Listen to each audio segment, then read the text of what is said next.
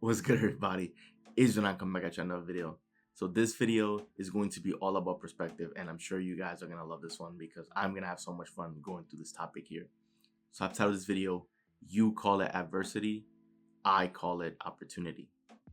And the whole premise of this video is the idea that there are two sides to every coin, and what that means is that in every situation there's always at least two different perspectives. I'm sure there's infinite number of perspectives to look at it, but there's always going to be different perspectives to the same situation, right? And it's the idea here, right? That you, and by you I'm not referring to you specifically, I'm referring to the masses, right? That you call it adversity, wow, whereas I call it opportunity, right? In the moments where most people would label something as a problem or adversity, right? I see it as an opportunity, or others can see it, the select few can see it as an opportunity. Now, for a lot of people, right, they face problems or adversity, right? Personal issues, right? And in any of these issues and any of these losses or failures, right? Most people would see these things as bad when in actuality it's not necessarily bad. It doesn't have to be bad because in these moments of failure, right? These are your opportunities for you to level up and grow and improve and ultimately reinvent yourself. So these failures are never actually failures, right? Because you have a perfectly good opportunity presented to you right in front of you in your lap right now. And it's a matter of whether you want to capitalize it or not, right? What you need to understand about the majority of people on this planet is that majority of folks were conditioned to be problem-oriented people. What this means is that they're trained to search for problems and look for problems like in their lives. And when a problem does arise, they focus all of their attention on the problem. And so a problem that is rather small, that they have control over, that they can change it, improve it, and correct it and solve it, because they focus all the attention on that problem, it gets bigger and bigger and bigger, and they choose not to ever do anything about it, right? Like there shouldn't be a problem in a person's life that persists for year after year after year, decade after decade, right? Because I've seen people deal with the same problem that they've had for decades, right? And that same problem will still persist. The problem that they believe is a problem will continue to persist. And all that tells me is that they're not solution oriented, right? All that tells me is that they're not actually trying to solve their problem. Like they're not taking the necessary action steps to address it, right? Because if someone claims that something is a problem, but they've never done anything about it, then that just tells me, whether they want to believe this or not, that just tells me that they're actually content with where they are. Because if they weren't, they would have made the necessary adjustments, right? That it is just that simple, right? So if you're one of these select few people who are solution oriented, right, then life is going to be much easier for you to navigate. And what you need to remember is this, right? Even when a problem arises, the solution already exists. The solution has been created and a solution already exists. This is even before the problem arises. So when a problem does arise, you know you can take a deep breath and relax and know that a solution already exists.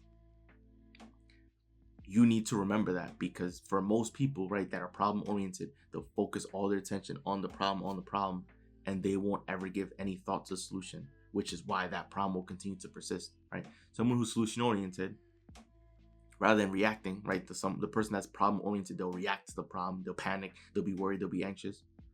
Someone who's solution oriented, rather than reacting, they'll respond to the situation. They'll see the problem, they'll accept it, they'll say, okay, this is a situation at hand. Cool. No need to panic, no need to worry. How can we solve this, right? They'll begin looking at the problem and say, okay, what is the best case scenario as far as a solution to address this? How would we like this to be handled, right? And so the solution-oriented person will begin searching for solutions in order to address the problem. Let me give you an example, right? Let's just say, for example, there's a person, say this person, his name is Brian, whatever, right? Brian goes to the doctor. He's an older man. He goes to the doctor, and the doctor tells him that his health isn't where it should be because his vitals aren't where they should be, right? He has high cholesterol, high blood pressure, whatever it is, right? And Brian eats fast food from sunup to sundown. Every single meal out of his day, he eats fast food. Breakfast, he gets Dunkin' Donuts every day. For lunch, he eats McDonald's. And for Popeyes, for dinner, he eats Popeyes every day. That is his normal diet. He doesn't drink water. He drinks soda every single meal, right? Makes sense why his health would not be where it should be, right? Wow, he's considered unhealthy by the doctor and he needs to make changes, right? Brian, for most people in this situation, Brian would go home in disbelief, right? Even though we know why he's in this position, right? But in disbelief, he'll call his friend Johnny and say, "Hey, Johnny, I went to the doctor today and the doctor said I'm unhealthy. My cholesterol's high, my blood pressure's high. Can you believe this?" So he has a whole conversation with Johnny, right? Then he hangs up. He calls Susie and lets Susie know the same thing. "Hey, I went to the doctor and he said I had high cholesterol, high blood pressure, etc., etc." And hangs up. And he begins telling everyone, his entire friend group, his entire family, of what happened at the doctor, right? So this becomes his new drama, his new story to share with everyone, right? And as he's telling people over and over and over, right, he begins to believe that to be true of him being unhealthy, right? Because beliefs, you need to remember that beliefs are nothing more than thoughts that we think over and over and over. So if you keep thinking the same thing over and over and over, you'll begin to believe it as being true, even though it's not. So the doctor telling Brian that he's unhealthy, and the doctor visit is pretty much just a status update. It's just a status update to reflect everything that has happened previously. So it's just a reflection of what has happened. It's a reflection of the past, not of the future.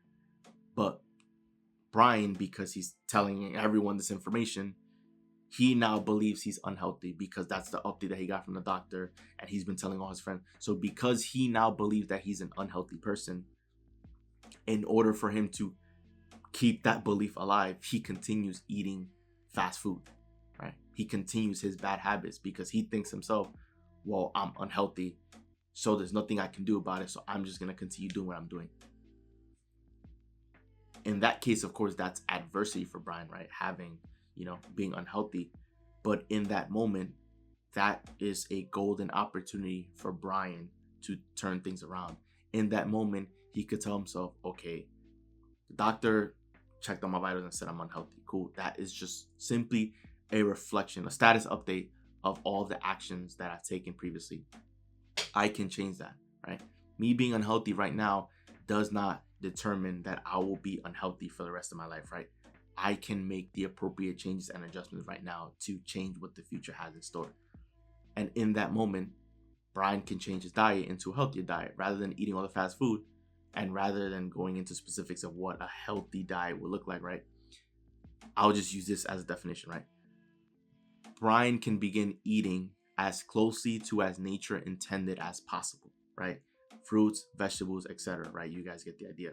So Brian, in that moment, has a golden opportunity now to reinvent himself. Rather than being someone that's unhealthy and seen as unhealthy and having unhealthy habits, he can reinvent himself and take on healthy habits, right? A situation where most people will label as a bad event, like, oh my God, I went to a doctor and the doctor gave me bad news.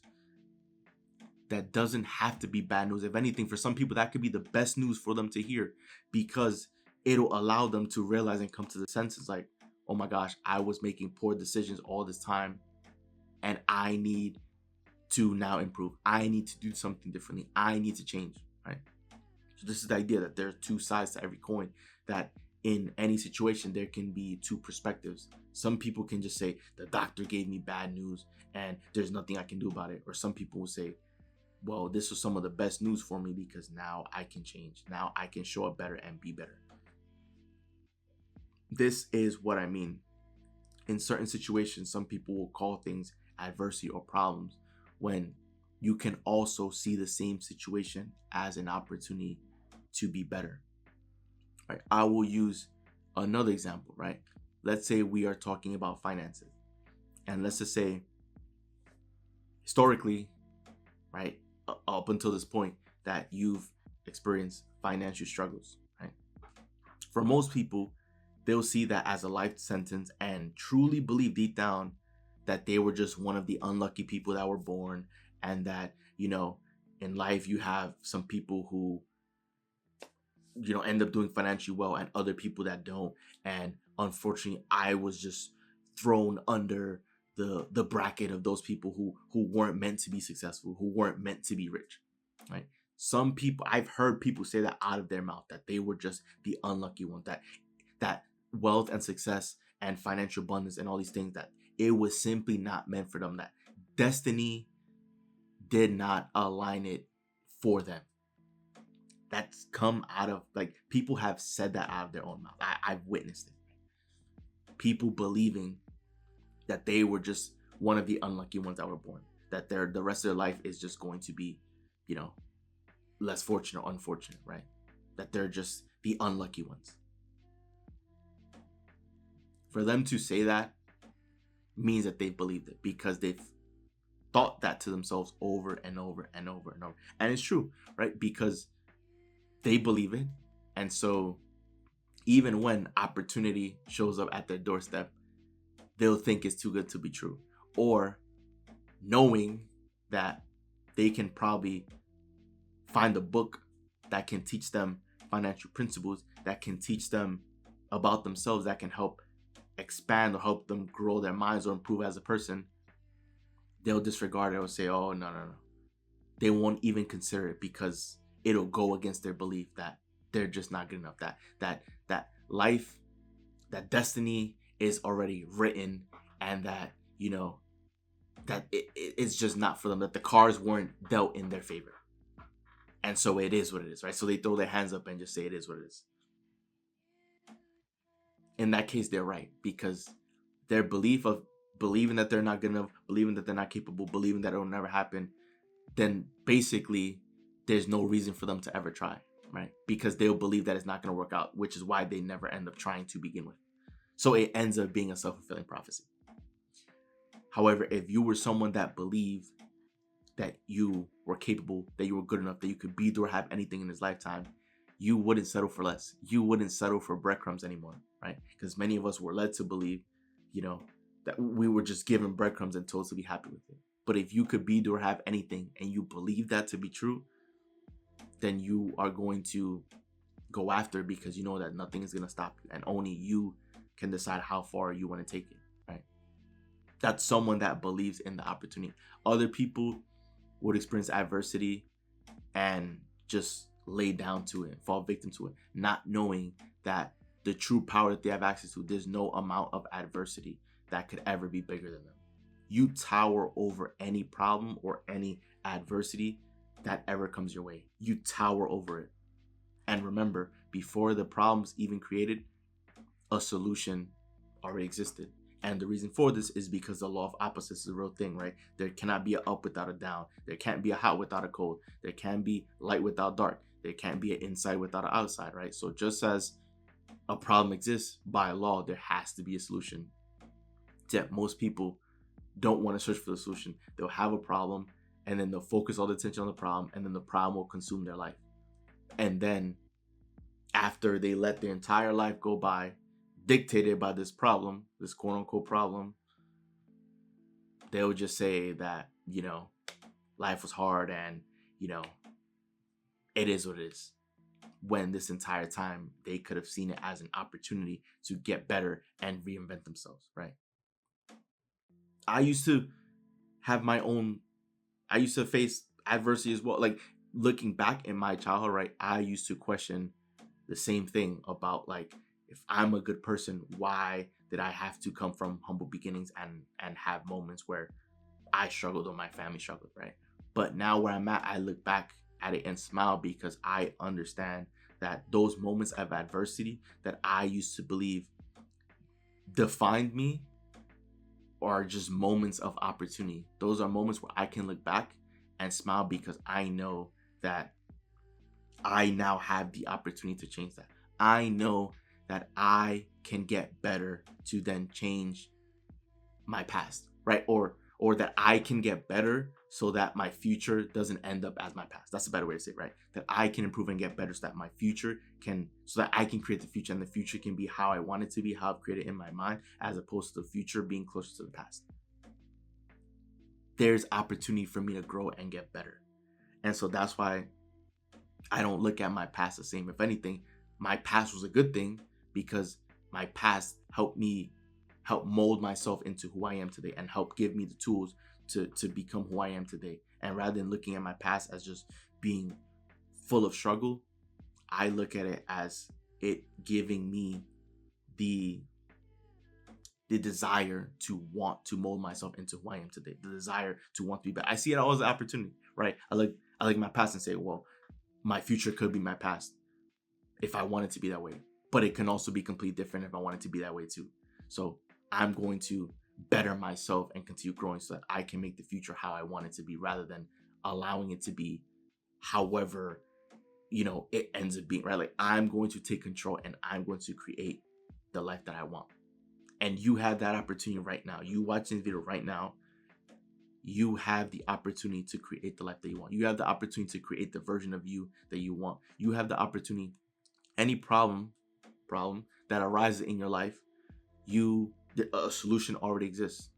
So it's up to you whether or not you want to focus on the problem itself and put all your attention on the problem and let it get bigger than it needs to be, or if you want to focus all your attention and energy into the solution, right?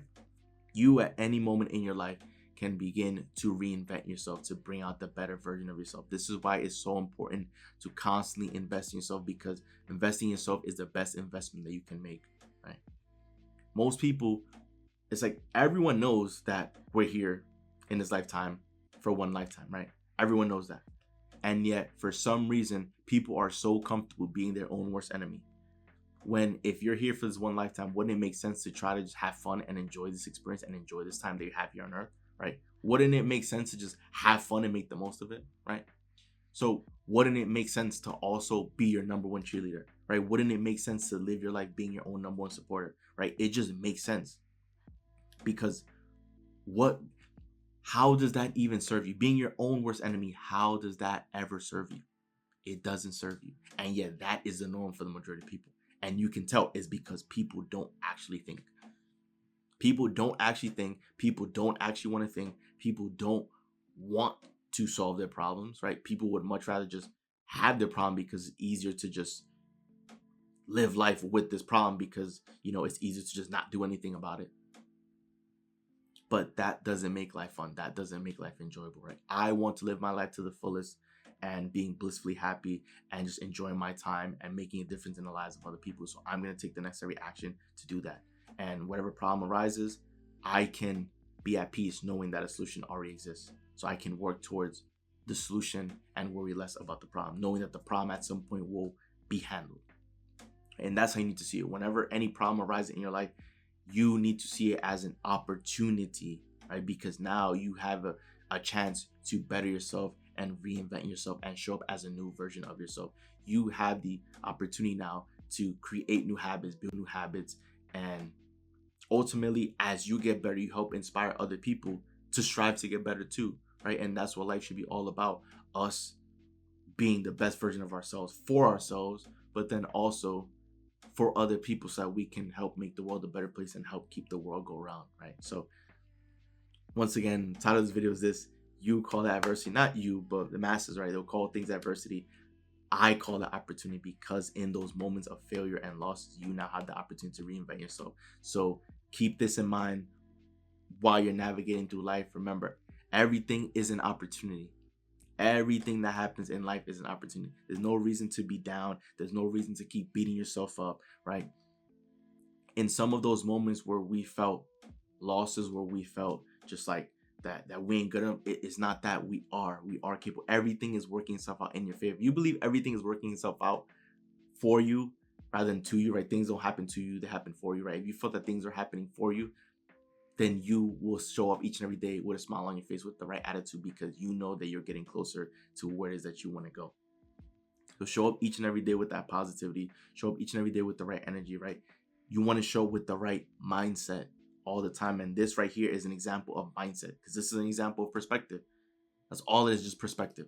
So someone with the right mindset is going to show up with the right mentality and see the opportunity in it, see the chance to get better. And as you're constantly getting better each and every day, compounding is going to handle the rest, right? Eventually, you are going to be so far ahead and so improved as a person that you'll become impossible to replace, because they can't just go on the street and find someone that's going to be better than you, right? That's not going to happen, right? So always strive each and every day to get better. But more importantly, whatever you see as a problem, worry less about it and understand that a solution exists, and now you have the opportunity to get better. So take advantage of that, right? So that wraps up the video. If you enjoyed the video, do leave a like and subscribe, as we are on the road to a million subscriber, guys. So once again, it's Joel, and I'm out. I'll see you guys for the next video.